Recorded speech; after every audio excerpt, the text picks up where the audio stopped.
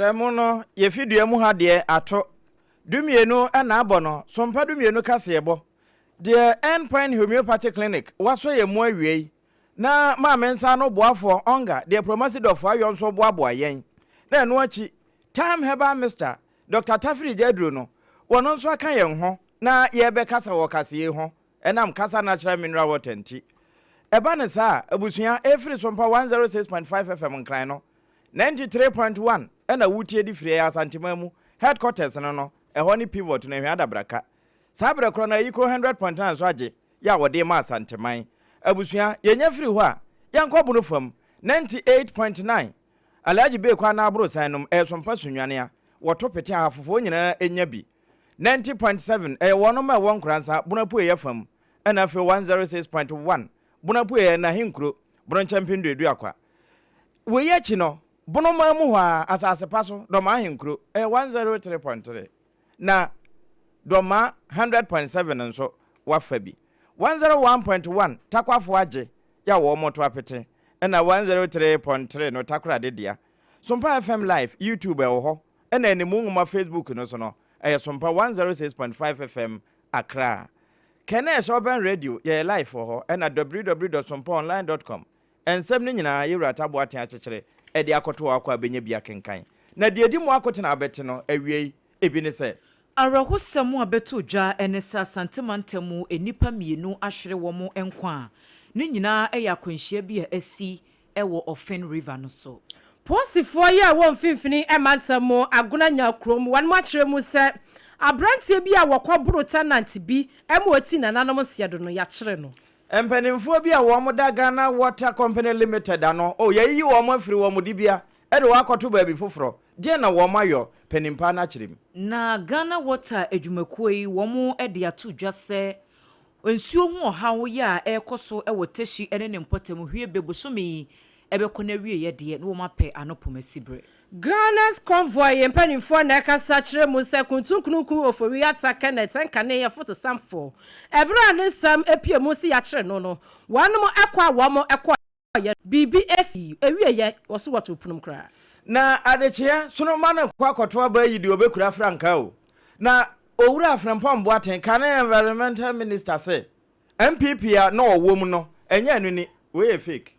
na sansem kro no ho ye bekwa kodi nkomo ne agimpenifo adwenkyere ewo ho se NPP amanyokuo no wo mo de ato dwa se wo mbeyi opanyini no afiri party no mu esan asem a wakanti ehun sem awie yedenam Dr. Brian Champo e company for one more prefanka tubredwa no e wa NPP amanyokuo di mu se ne de wase wa bia one mo bont wa nyina one mo awie o ensem bi de akire ene antoa no ma trade minister Elizabeth Ofosojare wode kwa aboso kan na ensem apie ho de abusua esewaso ene ne nuanom ya ama na ne de ka ho ena awiabere yesi nwa ye de to se sompa du mienu kasebo wakenkanfo e triple way man ajapi APAM DADAA awiabere mene ma papa no ADWOA ASARE and ABENA BADU ADEPA Kofi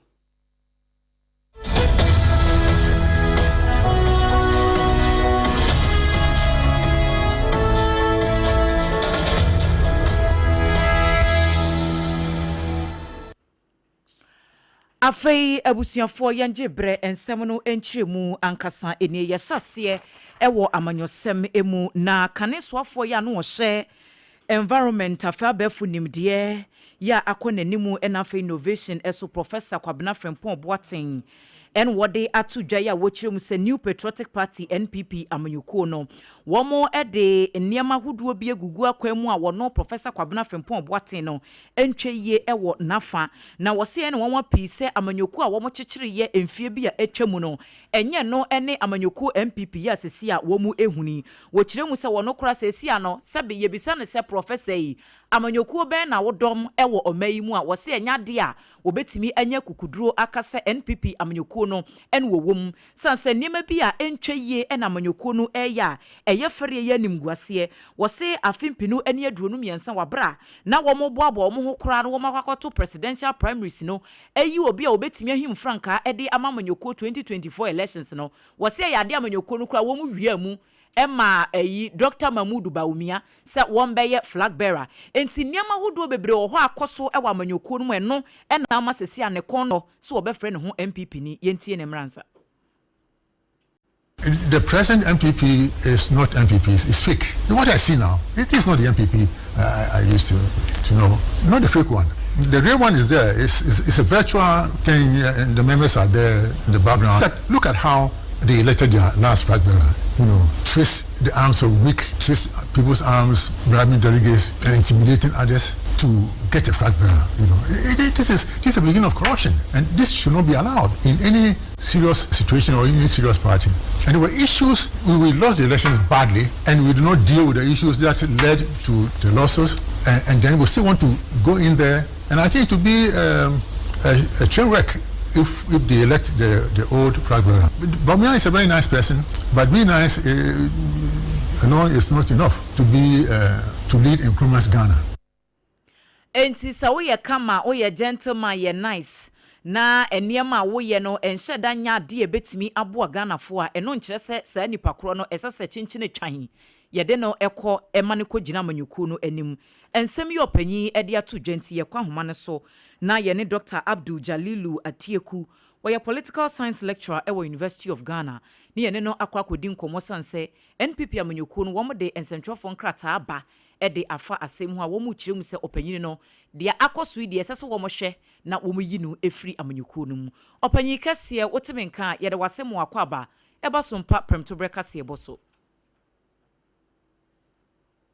Hello doc. Dr. Mpacho wotemenka ebusuafo Dr. Ente menkan ye enti yenhye ne entoto enhoma no na sede meka no osunu kokoko NPP amanyuko wo mo de nkrata aba ya wo mu ekiremu se wo mo so wo mate interview ya Professor Kwabena Frempong Boateng wokọ grante ye ewo kasafidie bi eso enra ya wo kiremu se amanyuko NPP kra no wo mu ye fake na fake na wo mo ye ne niam All right, Dr. Abahumano. So, Dr. Wotemenka, memoahamu akwaba eba SOMPA FM so. Hello, Doc. Oh, yes, Remo. Monfanchen, ye besheni atoton humani ye. Sansa sankomo wedi esasi ye na yedi niete efefri ho. Enti. Hello, Doc. Wotemenka. Hello. Right. Good afternoon. Good afternoon. Na ya mwakwaba so say ya bopini wa humemu no wagye yen. Na enewie yenka bi nhemu ye wo ho a na NPP amanyuko no wo mode nkrata eba abonten. Asemu a wo mo kanyina ene se Professor Kwabena Frempong Boateng akane na oye science environment na innovation soafo. Wakọ grantee interview bi ewo kasamfoni bi so ama ekire nsensama hodo bebre na abobo afiri mu abase NPP amanyoko no kwar wo ye fake na fake na wo mo ye ne niam hodo bebre na amanyoko ne ya wo de toto amanyoko MPP mre bi a etwam no a utim se difference ewo mu pa de wo mu ye me pacho enkomo ya ekoso yi wadawroma wo je ne sen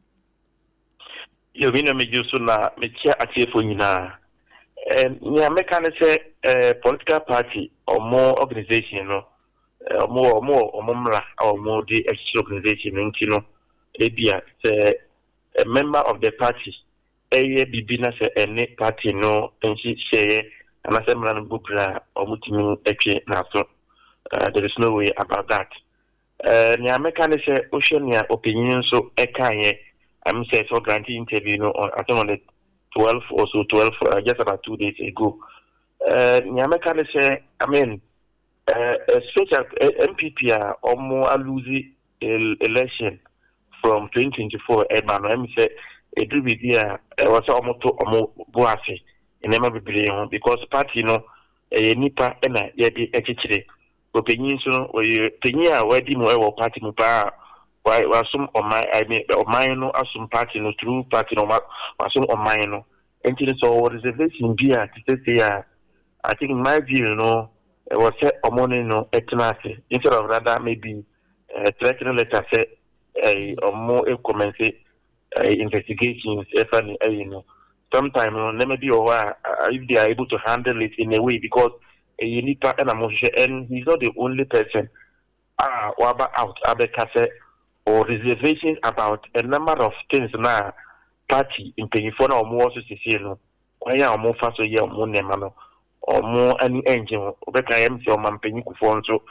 maybe Obeka said sometimes could I take a decision in a year. I was said, yes, Romina, it's like Omuni Ekoto. Party informed paying for the brave and or more have reservations about the way or more manage party. So instead of just, taking that position to say, be a worker, the business any party no emra, be a double family of crimes, be a near you, as we party more. I do not think that at this point now, a year say, reorganize or more, for now, money NG party, no more, Malpayaba, almost so action amount for Edia Brown party. No, say, start powerful, and a bit to me, ADWOA MPP rather than. If you are 30% painful, saying that we take a decision, say, if you are more free party. I think that they need to be careful about a NEMA BC. In my view, so I can be where you pay, where party paying, they should reach out to people like that, not only him, but Munche, where I say, Abia, never say about out, because already once Obi is a former president, Akata, and there are some few people also are really concerned. I think it is about time, say, they will reach out to those people and see square on to me afasoa on to me are building or more party. And yes, I never drew by the time no medium flag better our meko United States and I'm a basic. So in my view, I think it was a more eto omo bokakra. So maybe say is here no more kwaya edia it a back door no to me afa no know how to resolve it. Because amount for the don't know never be brave because I almost feel the emphasize so I think that in that spirit, I will say take it time so that they will listen to people, allow their conflict resolution mechanism normal activating on nearby go after losing election or my fact finding you need to reconcile the forces individuals within the party because no to me anya a platform be ambit me agina so move to me a prosecute more election but some would say this type of division any threat echo anymore then by the time say we go do 2028 no na say na takrakra akakra no na ma sa fitin ni account so I think say was say omo eto omo na doc yenhye ade enche akabe na wotwe mienu na amanyoku no womo ekwa akoto aba ayi frankatuni na owura yi atimi atena hwa sabre yi a waba bontene ede sankomo ya bayi wonim die mu no wususu se ebetimi nya ensunsanso boni bi ewo primary si a won bekọ ihu ana. As for I do not think so far bia ebia samina minya ya opinion I can now in what say me nyahu ade bia ebia betima ba say ebia owo party be afa or one side and not the big part we do not know it's maybe say no actually dey dia omonkasa even black bearers no kwasa ankasa kura no nsema o makaka o maimu efa other leaders no and I think I was say omokura ye omonso free sa contest no if you know mo flag bearers ankasa nsema o makaka fa omo no let's say I mean it's actually opinion kuraka so if that's the case kura then there was a flag bearers kura no nke was original ye ebi kura instead of say omo etike enchen so I think within omo context they've not been able to manage omo di ebu ni diebema as individuals as flag bearers in a and in the past there are some of the people that are contesting now omaka in some degree after omo party huni and yet and they are contesting one shekura no mako you almost say omo no medi omo party no so I believe that let me be brave akoso so they should just take that as part of the hazards of omo campaign omo and to me hold it omo impaying for no especially flag bearers ankasa omo hold omo responsible omo can say so if other people that are more outside similar thing they just have to manage it get through to which normal elect flag bearer after that now because after losing election I think go straight to elect flag bearer so after that they can activate conflict resolution and as a reconciliation committee, so na reach out to other people, paying for, and all other members of the party. Nearby, or to me, organize or more, or to me, rather than try to say, ABA, because one say, ABA, not quite say, ABA, Obi, Eka, Bibina, say, a tier, a flag bearer, ABA, and paying for another executive to do on a and they will say, first, I know, so that yet, Tredia, will start the person another, and no M1, the best I say they should manage it in just 2 weeks. Allow is going because and Kawasa Omoko behind the scene to go and engage. The person. Sometimes you can do certain things behind the scenes a bit to me. I still say over one share over publicly cry and Ukraina say and then be free. So I think that they need to be careful about how they organize and then respond to some of these things. Mo dog ma yenna wase wo brene wadaji ewie. Yeah, it's me that. For Dr. Abdul Jalilu Atieku, a political science lecturer at the University of Ghana, Suapono, Emu, and Koma, a free NPP, Amanyuko Nakache Eba, Emunchemu, and na wade asumye. Na ye free sa and Semunumuna she and Semfofra, who somewhat beto Janese, Aquenshia BSC, Ewa River of Fame, Samsone so, Asantemantamunam so many pemino. Atwa nanam wo ensiedo na ye chirim se eye track akesie yi ebia na alodi enade e na face small track bi so eno so alodi oil ene sleeper materials ahoduo bi e na womde kobo aninam so e ma sa akwanhie e ba ye ne chirim se truck ketwa ne kra de che se eja to mu ma ahyiada ne ensono dworo be enti nam so e ma ekwan no kurasi kakra eye bambofo ne kopie mu wo hontem bra Facebook SOMPA 106.5 FM Accra video no ene da ho na che se enra na dwo e de ba homachin e na sa rehosemi esiye abusua e ya rehosem na afija kwa bre north atorianchema boafo agina tuko kwankyerefo owura Kwame Yaro en wode tu dwase saasem ye asidi ye yareho enti sesi ababi aduru no nso no esese wo mu hia reinforcement pa se bambofo dodo no abetimi abepie mu ewo empotem wo na afi ekwan no asi no wo ma hye yiyi niema no nyina wo mu nso a wo ma firi mu yape baby ede wo mu akwakogu nsem a wode tu yamane bofo animuni na do by 7 o'clock enya ntia say BCAC by no ay buy e bebedu hana sin na no ordene kia traga de emfe na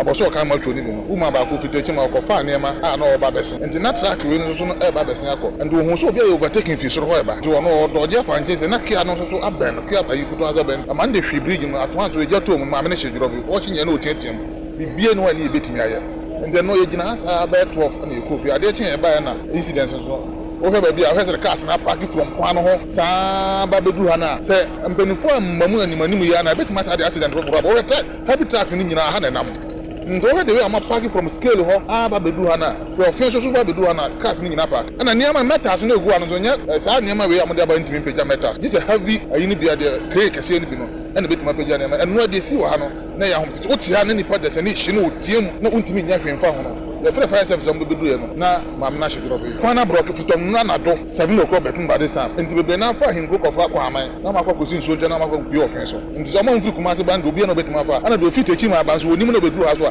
ontimi sai na chi biem abusua ene ekotie ye eya fija kwa bre north mensi no panyi kwankyerefo a woda nadmo adwumakuo no ano owura Kwame Yaro woni yamade bofo ba wa BADU ena edi nkomoy uba Facebook page no eso a videos no efa kwanhyia no ena eda ho no na track ketwa na ye ka ho asem no eja na damu tutututututu ena enipa mienu no a wo so wo mafiri mu no akwakwa ya rehosem se nipa na eda ho atim se eja tonimu ya wontimi nya ne ho hwe wo so a no wo ben ho no ya wo nya nsuo ntam ena wo hye ase se wo mu hwehwe nsuo ni bi egu eja no so se de be ye betimi adum so emi se de na nioma sifa ye ne de na nipa mienu no a eja no eso wo mu no wo mo anya ehye a wo ye ho hwe a enye ye hwe ni mu se ba wa BADU ebetimi aba homa no so efri no anajo ebepema no pe se bibi foforo bi apie efri mu aba na wo de eho amane bonso asomye bawa enya maye die mayento akase bo no eso. All right. Bawa aba ahoma no esunti yenhwe ni nkomo no emfa emfiri ho wei eye river Offin bridge ewo Asante Mantamu akwanhie siye enra najo nam so ema enipa mieno womo atoa nananom ewo ense do ya bambofo ekopie mu ho nadumu adwumaku no womo netimi kodum eja no ansana womo ebepama bambofo kan do so aba na womo aba beboa womo mepacho ba wa homa no entomu a ma yento akasebo no eso abusia yɛto akasia no aso ayara husam kuro yia mu ana yɛto ansam no so de ama origina yei posifu a wɔnom ɛwɔ mfimfini ɛmantemu wɔmo abɔ adwumaso pa wɔmo kyerɛ mu sɛ abrante bi a no din ɛde pa akwasi ya okopie mu awɔ agona nya kuro mu a wɔkɔbo ɛyɛ landlord bi ɛma sɛbi wɔti nananom nsiedo wɔnom ɛsa asoni mu na asam no kɔfa baa nyina ɛne sɛ pa akwasi no ne nana eneja oha dan ewo madam Charlotte fie ewo aguna nya kurom na de ekosi ye ene sei eye de ono oha dan no a wono oye tenant no sabio wase aka no na wase of visiting nature said ye beka no eye twi kasam wana kan kasam se na wase wagya ne nan no wo kire mu se eye anadwo de suom enti fie ho nso ebi ni ho ana wantimi nso enko eye mansan nyina de so se bia bombalatre ontimi nkoso enti na wase opapulatin bag black ibi na eja wo ye ne hu ye ewom wo wie ye wanya babia se landlord no ne kwan no ena okogyan edisi na ade kyen ya landlord no hu ye no obisanse oh na adenti na wo ye se na je okyerechirem na ma media kana no tum madam Charlotte kana no tum na wo munim se asam no akwakoda na wo mo ho na wo hu ya ne se tenant no aba landlord no abisanse wo na wo se medini ewo kurom ha no no si oh menka hwe nkyire wo bia na ne wo friend ne na ye ode pa akwasi ema ne baye pa akwasi baye a wa be yi belt enu odi si landlord yi so ma Charlotte so ebirindi abradam wo brim ni bi ankasa sabi wo jeni mu no na maame no atoba ha wo mo ma ne so kopie mu ewanya kurom eye health center ekwaje aya ahwe so se de na emu aye den no adokita fo ne nurse fo no mo health center wo se e wase wan mo refer no mo refer ne ko kasiem enso no fo fi anto ata no adwade aba me ho na madam Charlotte wo jemu na ebre posifo hwehwe pa akwese na wo mu hu no emprempren ya me no kasa ya wan mu kire mu se bia ya okwahye ye no nyankopon yi ne so krata mo nsa so ni mu ya wakwa kwaboa amanhwehwe mu mapa etumi akoso yesan eko ye chini akodi nkomo e de afa kwanhia isiye ewo river Offin bridge no eso bawa woteme nka ma hai hello bawa SOMPA FM bawa woteme nka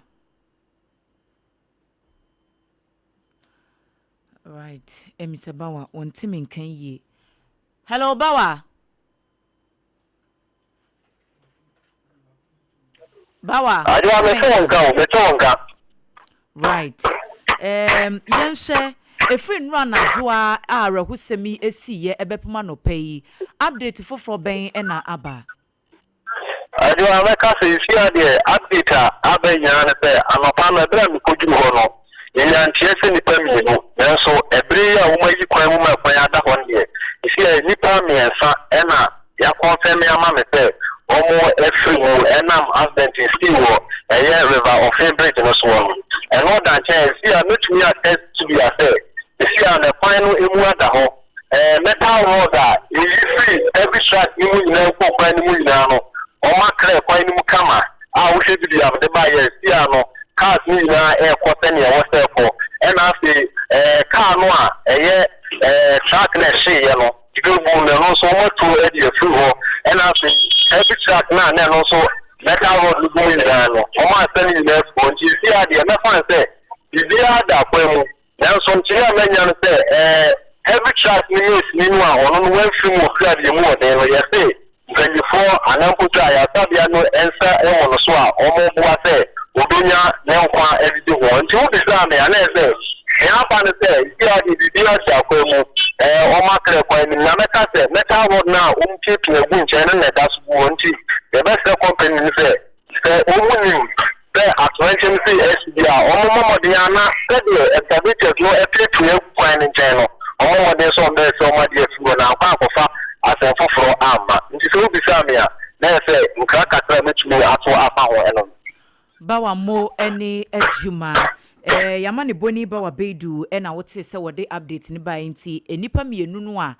wɔn efiri mu no yɛsɛ baako nso aka ho enti sese yɛ nipa miensa ene nam akwanhyia no so ato na nom wɔnse do a wɔkyerɛ sɛ bambɔfo so aba be clear kwan no emu ama emu ada hɔ no akɔne abadie nso ɛkɔ so abusua a wɔn ade hyɛ afirim no wɔn hyɛ den na de afirim nso twede ampa wɔn fa wɔn nyinaa kra emfa ensie yi na ene sɛ awerɛhosɛm si yi no ohu sɛ no wɔn to nsuo gu ne nyinaa Ghana Water Company Limited wɔn nsɛm nefi na pani a wɔda wɔn ma no sɛ kwankyerɛfoɔ era Adamu Ntawakelu na wɔn na aka sɛ kanafe no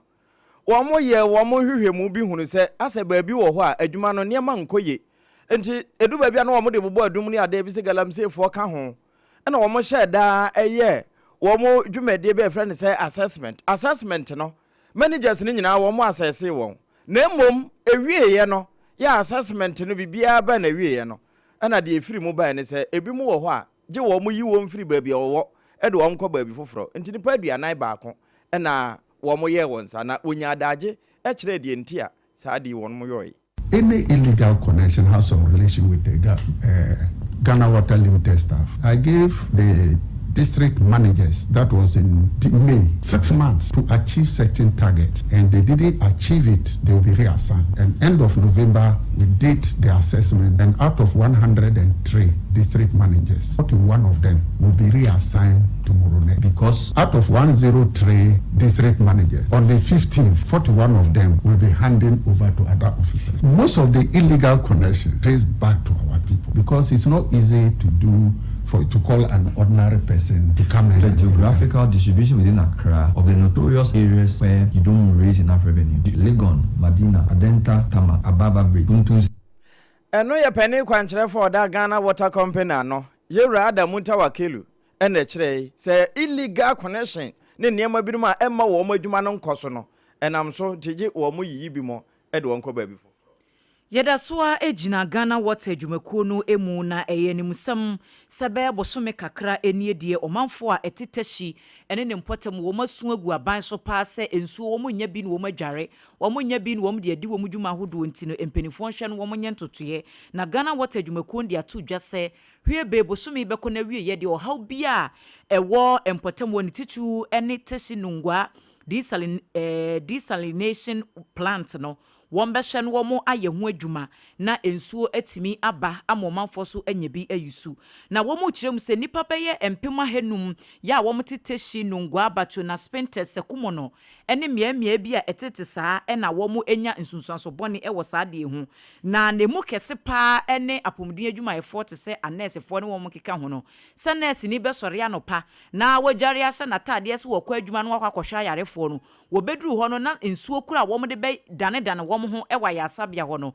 na ebi ni ho eba ne saa no a anesefo no ekire mu se esese wo mo poso ayarefo ne hwe no wo mu de wo mani esi abonten kope ensuo sansa wokwaye obi ho adwuma na wo ba na ensuo ade be wo horo nsa no kora no ebi ni ho no mo a eyade bi hadwene na yebetie nsem a Ghana Water mpanifo de tu dwan so ansa na no Spread of infection is really becoming high here because we have to use water to wash the bedsheet before we can use it for another patient. But because we can't get water to wash the bedsheet, if the person lies on it and we see, oh, this one is not dirty, so let me let the other patient use it. Maybe you can't see it with your eyes that it's dirty, but it's really dirty. So infection is really a problem for us now. To that,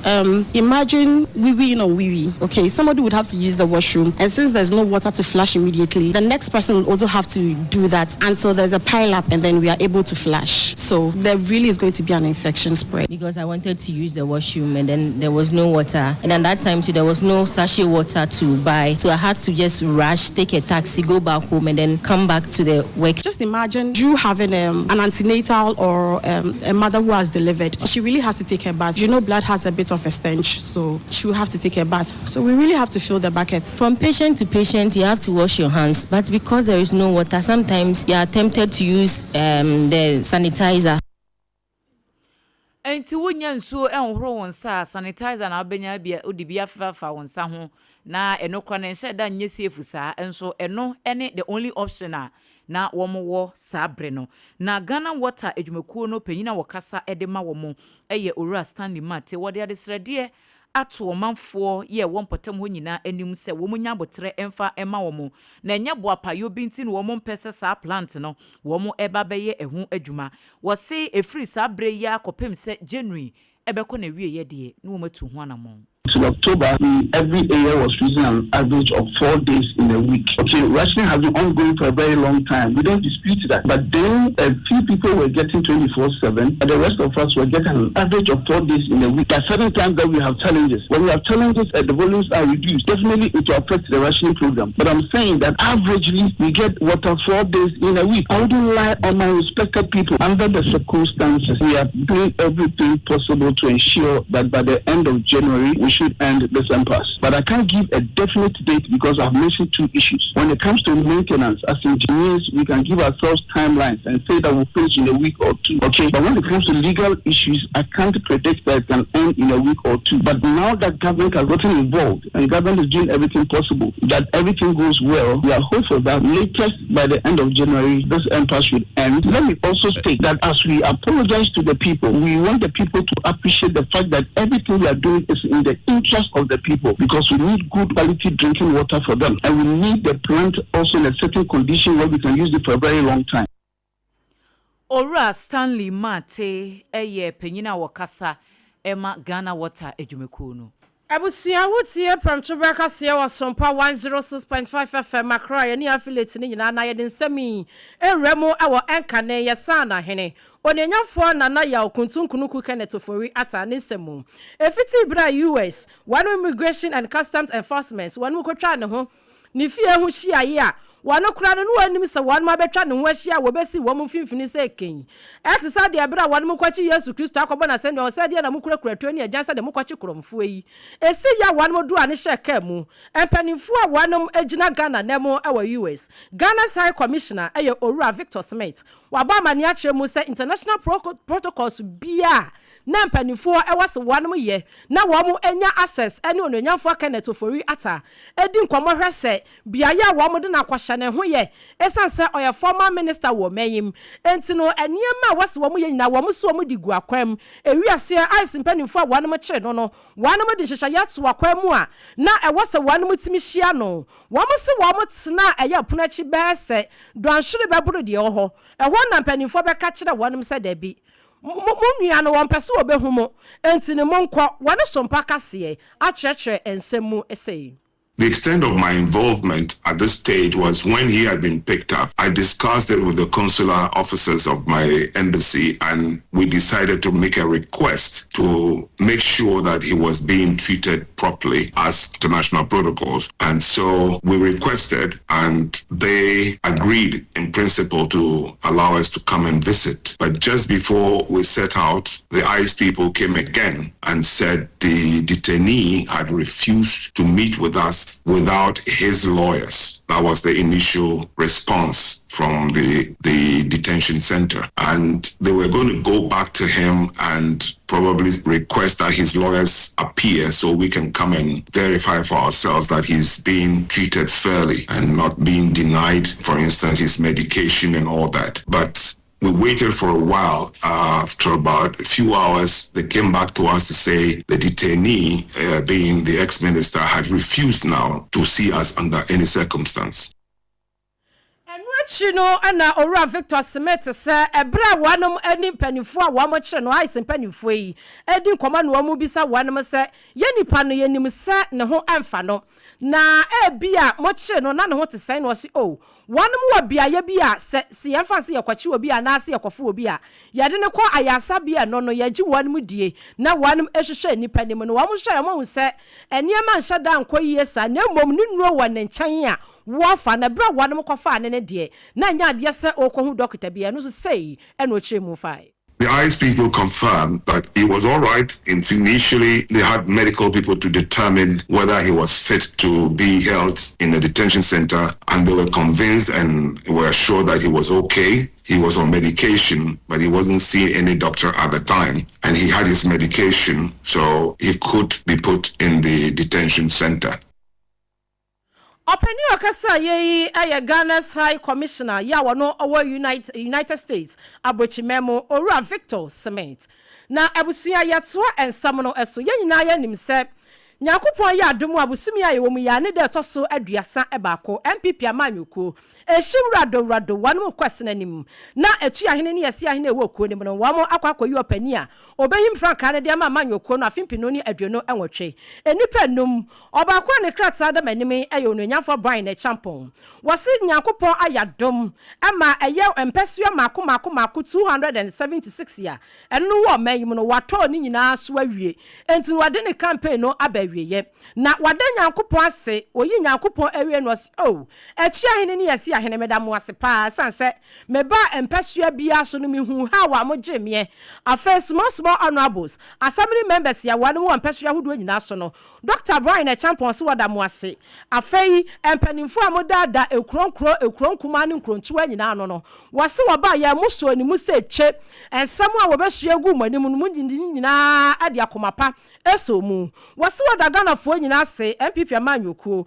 afei adehia no mu etimi ato aba ne bie wase edikan sade mutimi anya ne mugidie na afei munya ne mudo na mode mo chita eta nachi ama ne campaign yi baabi a wokoye bia wawi asondwem Dr. Brian e champion say wano kwa ani opani a wagina mu aprefanka tubra dwa yi bia watimi kopie mu e waboku zone wo hyemu a abakwasem no boku zone no enya bia ye bia hwadwo saa se obi ma na homene so a na asade wate dase abra no ma akora so na nante na so no esansa na komapa na ho brase ane ne buaseto a wonti otimi kopiem ho ekoye ne campaign wase se MPP amanyokuo ebetumi agina wase heartbeat na nkasa aye delegate ana afei grassroots fo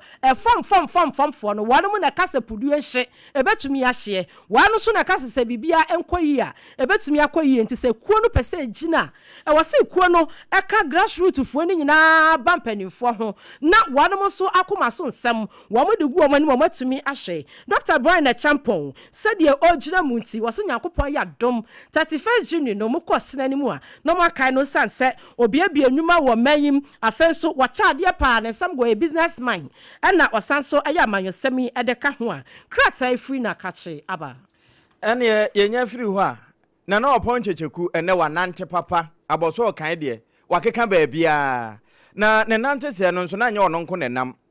woni tachima ya tifi mra se bedwani honorable Elizabeth Ofosu Ajare wono ane soafo a wo hwe wo man yedwadie kuaya ya da ne nnwuma foforo kra ene mfidi nnwuma ho nsam so wo kono na Accra mayor no wo ka na ho yewura honorable Michael Kpakpo Alote no wo ka ho bi na nye wono nko gutafo ne nyina nso hia ho na nante se ne ye nkomo an wo mo di abre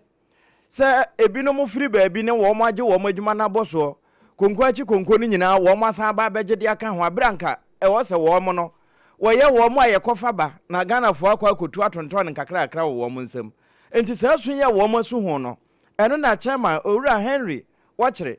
woto ne nteso di gu ma me gift fianu anum na abra minister baaye no wo hie no woto sei edema no na opon cheche kunsuma aye nsakai Minister of Trade and Agribusiness Honorable Elizabeth Ofosu Ajare Osifon Babo Sokai. Trade Minister Bien Babo Sokanada and Mami Obatampa aya de wasi from aba ema efa ye ni transport funds some akoso o wa tuza aboso kai obi a so ya aboso kai na amirabu o se ene aban papa ba na wa $1 ba from say say aboso kai for my nsu na dollar no enko ba bia be gina wa ne be gina e be san kwa san ko from na afen su no na dollar no abba from no na duty ni so from so reflect e wa ha se ne ma ba from ni ko round no ka fa the some of shop to shop no aka se wonse wampa ne ma no abafom oba pa gift fianu no wono na kasai edema chairman Yewura Henry wachire ya wono anso na general secretary edema guta adwumeku no yetwa promto breka se bono eso ewo ensemfufuru mu Kumasi Kropon Assembly KMA ena womo ekasei womo edi notice a etoso mienu we ye evacuation notice en womo de ma womo a womo etete santase runabout hodomo ade ko asokwa interchange corridor no so se womo hwe se wombe boabo mu kuku ano na enkosi bosumi ni de etoso aduo no 20th January no womo atu ade afiri ho sanse womo ba beye road construction dwumadie bi ewo empotem ho enkrata ya KMFo ede ba abontin wɔn si we no car dealers ka ho mechanics wɔn bi wɔn twi taxi ɛwɔ mpɔtam wɔn ka ho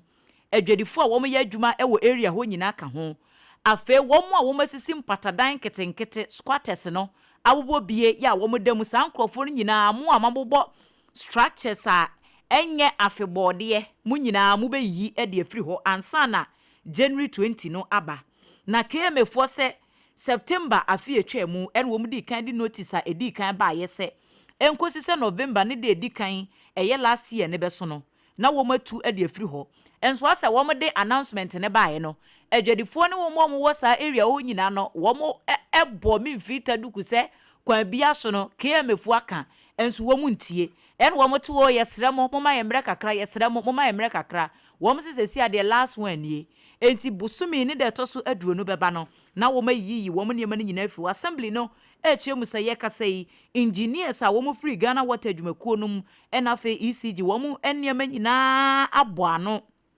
sɛ installations ahodoɔ ne niam a wɔn ba bɛyɛ no wɔn bɛhyɛ aseɛ gidigidi sɛ de bɛyɛ asa road project no ebetimi abaso enti sɛ ebetimi abaso de yɛsɛ sɛ wɔn hwɛ na squatters no wo mo nyina afiri hɔ enti mu a mo wɔ santase roundabout hɔ no mo a bɛsene ɛkɔ asokwa interchange corridor no mo ɛna saa kokoboi ɛkɔ ɛde amamo afei ne kurakura mu no atreyenche maboafo agina tuku ɛyɛ nadmufoɔ wɔn se sɛ wo area hɔ na wɔ concerns bi a nadmufoɔ hɔ physical planning department for ɛna afei department a wɔn na ɛhwɛ urban roads nso wɔn ahyɛ dade adwumakuo mmiɛnsa asi hɔ no sɛ wo how bi ya ɛsɛ sɛ wɔde kɔ down wɔn na wɔn kyerɛkyerɛ nneɛma mu kyerɛw ana emua bi a wɔn de bɛma wo na wɔn wankɔ wonso a de wo mede aba no wuntie du hɔ no ma won ba bedwiri ne mane nyina eto agu wei eye nkrata e free Kumase Metropolitan Assembly eba yenso yabomu ede amamo krata efri ensamtwerefo enkabomu kuo efe no ewapoye ematamo wano president na kache Owura Steven Ampem Dako Korantin wase krata wano mudi apie mote kwa mampanifo eye petition wamu kyerɛ mu sɛ wamu nsoso sabi ensamtwerefo anansan yade yensakaka wamu wo man mu so esansa ensamtwereni ba ko no odi ne dwuma ewo Peace FM wo ye wamu repo ewapoye ematamo okodwumadie bi ase ewa abra na akuyafo bi eye demonstration wano ye kyerɛ na wanom ye kyerɛ ni nyina ase ne sɛ wamu a wamu nyenyan anantwie ewa kukurantumi ewa poye ematamo no wamu anantwie sɛ wanom sase ade bɛkye a wɔn bɛkɔ wamu fom no na anantwie no afutum fry asase ni nyina da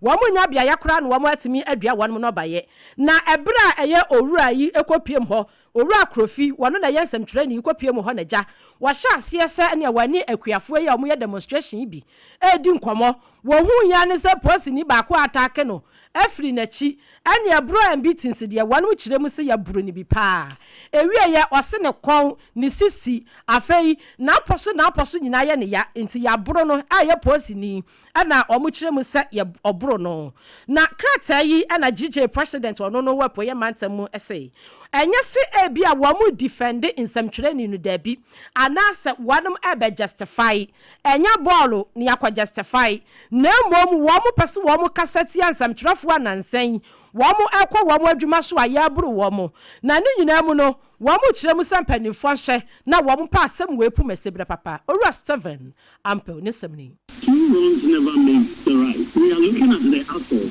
The fact that he saw him making the call while driving doesn't warrant him as a police officer to take the law into his own hands. GJA, we are there to protect our brothers, our sisters, and our colleagues. The fact that the person mistakenly did that doesn't warrant you to assault the person. Fine, if what he did is wrong, make sure you take him to the police station. Report him, then the law takes its course. But you don't take the law into your own hands and try to do what you are doing. Openi okasa ye aya president adema GJ adwumako ne fa no ewo epoye mantamu Owura Steven Ampem Dako Korantin ne samuni afe yenya frɛ no so abusuama yenkɔ yarefa na no yɛbɔ wamane sɛ Jamaica Canada ni ba bia wɔne ne boy wɔ mo tempotem hɔ na wɔ mo kotwa agya ɛde fia wɔ mo han mu aposifo aso wɔ mpɛnchi na wɔ mo de wɔ mo ba kɔto na sade nkra no kokɔ yeye ni kwadubɔfo Chief Inspector Maxwell Lanyo won na ebo kwa adu nyina kire se de nsen no mutie nanso PM pani a wotena agwamuo Angela Atechi her lordship ede na hama no bo ho an wo kire se wo muntua 350 Ghana cedis eno achi nsokra no asam no wo matu di ase bosome mienu bro nyachi da etoso da duda ba akon afie mu wo mo samre biu na chief inspector Maxwell Anyo be chese won de anya se bia bail na ye de ama wo mo no wotia na mmom se de be na ababawa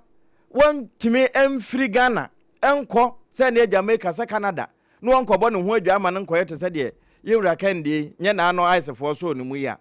enti wo mo ma ne mfa ne passport obese ne visa ne bibia emegu court ho no won fa ne ho so mekere te se de ode ne ho kwakere dokota bra no se de be na nokure ya wo mo hwehwe wa asem no ebetimi edadie awie endpoint homeopathic clinic eka ye ho ne ye somwo minim yade etew so eno ane sentente wobekwa mo wo matwa abahwe ano se wo yare kwan no wa ayetenten a Dr. Kwatene Dr. ADWOA ASARE fabra enkran no share signboard Spinters kwan so na afi wo mo ewo kumase asantema mu nyina nso ekronoma bo hia awie wo mo kutayem kasa na kira mineral water na agugu ye mene mu ntia yetimi kasa ma no na ya abodwunsu taifa hwa back hospital achiwo minim dwumade a wo ya wunhia nsuo wase aye yenom nsuo ayefro yenom nsuo adwabo bi anipa baase no ye hia nsuo enti kasa no enne betimi akasa ama amanyarwa bi ayefa wo nsuo mu no wunhia bi we standard authority setampu etimso kutu se bam se ka ho na ma nsanka bi ento anketoa akese adantemu ene woroba mu nyina yewo o mene topa ye na kai hunu se time HH ba capsules no ende ye mi booster ebe boa pa yi ama nkomo ewo honam duan manya ahode atimi akon ti anyarewa na yade no ba na malaria time heba mixture enne be boa wo ewie wo mo kan ye hu ene yegusu a ye somo ewo kase no yewra ehumasua ensemu na soafo abedi akire ya woda satna ye no ano eye Dr. Clement Apak wodi afutu akọ ede ama University of Ghana adesuafo ya wo mo no refund hu asemo ba yese GTech force wo mo mpene se 2025-26 academic year no approved fees a university ne de ba no wo matotumu achese ano ohye na eba ne sane na GTech for de wo mo nan etiamu ne yese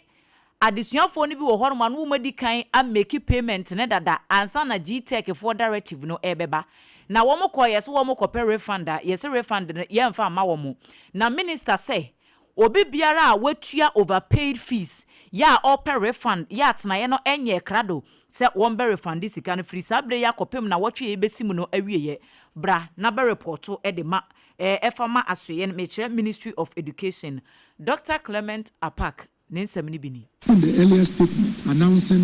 what we had sought to do, GTech had made it clear to the University of Ghana that UG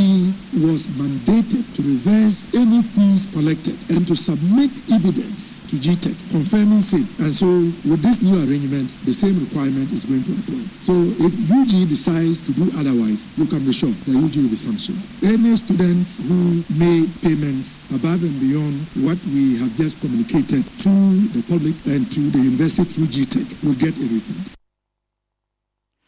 Ene ya yekoti esesie yi eye Dr. Clement Apak wono ene soafo abedi akire ya wo hye ehumasua ensem so. Ebusia yekosrem do srem ematsam Savannah region na opani akane no no woyɛ mrahye bedwani de ma de hye a wonom ewo solar 2 na kaba abato mpesua so onanyafo Joseph Trauma Bayo wanum kyerem se ne bonkum so a wada na kamea yese yentumi nsie no ne nyina ne se wone ohene a owotu na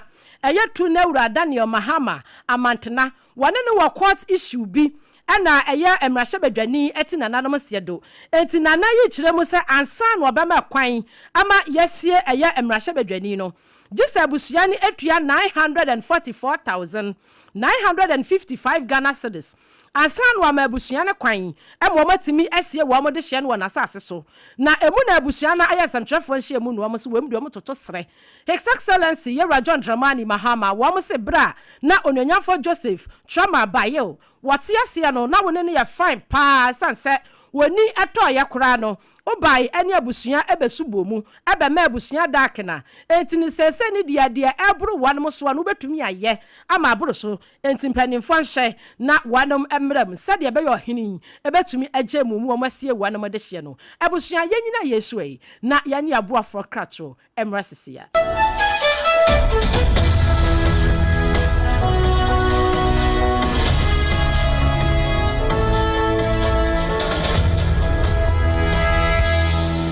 to mean Chenya Oba in the Pechemu and na dear bedachi. Now so ubit me up one manenya pomodi free ni mofrase. Yam vita ye the milk pap peppy. Nini chuvi aye ye nkwada etiania. Aye de na amodia e woman no bua mofra pomodi. Hanyo impeni for swini chopa.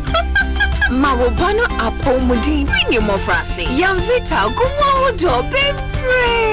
Yam vita a delicious way to grow. FDA agi edwedie yinkrato yato. Enra me pacho bra na me hwa de wo bagi. Bra aden ena so biem. Hey, time heba me hye ya me ka se yi ba akun. Ani wayi mi ensen. Bra sanya time heba me hya esi agimi ni me fiefo enya de abako ebeso yen. We de udi se ofani nyina. Time heba me hya me ka se me di one dance ya heaven ena de me kwa akopie. Enti se malaria we draw ne time heba mixture. Enya enunku o de nanum oto a wontimi eni die no. Time heba mixture duro no ena ye ma o. Oba a wafa afuro de o ma akwada no fo. Eni akwada woni mfie dumienu entimi num aduro yi bi. Se obeto aduro yi bi anoma, hwe se wako hospital anase lab ame yehu se wo atudie malaria yi bi ansa. Se o petam heba mixture enu dudu atu a fo ani kire KNG Herbal Center ewo Emrom Abidjan House ana ba akoso wo atonsu Monaco Junction. Eno echi obenya bi atowo over the counter medicine sellers eni herbal shop dodo na emu. Fre 0244 417669. Kayo set time no TIME time herbal mixture afi malaria fever bi adani ziba ewo mu no betu akọ. FDA agi edwade nkratu yi atum.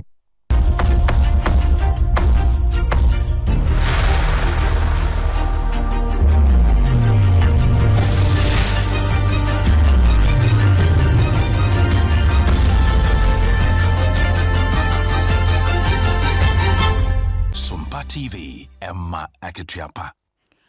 Emma Aketuapa ampa yekowie kase no ewo obi man so na Mozambique manimu ena yekoi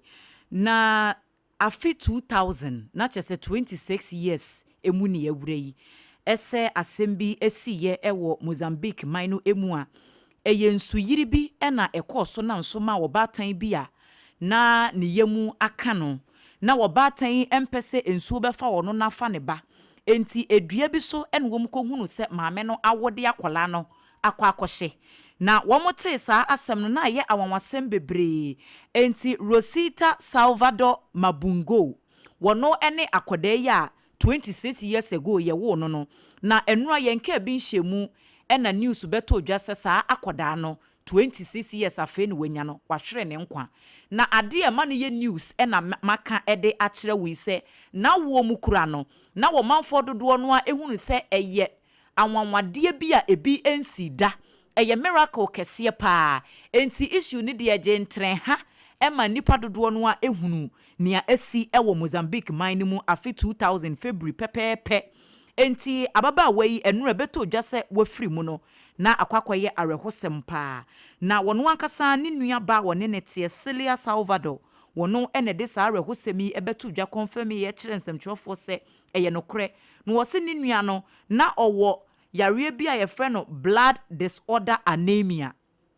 na wakonsa yare no emfie bebrenie enti e ba se waje mu no wom se a we die wabre enti won konko home na emom no akwakoya hometesem ne arehosem ye mabusua wom ahwere Rosita Salvador yema wom nyina yakọ ena fe Mozambique mino enso no yema wom yakọ eno so ena yegina na ensem ahodo a yeboaboa no awie yi seprem to breka se yebo a yede ebesom no yede ne nyina esi midin ede ADWOA ASARE awie yi mene ABENA BADU ADEPA Kofi enafi triple AMI ejapia APAM DADAA yekona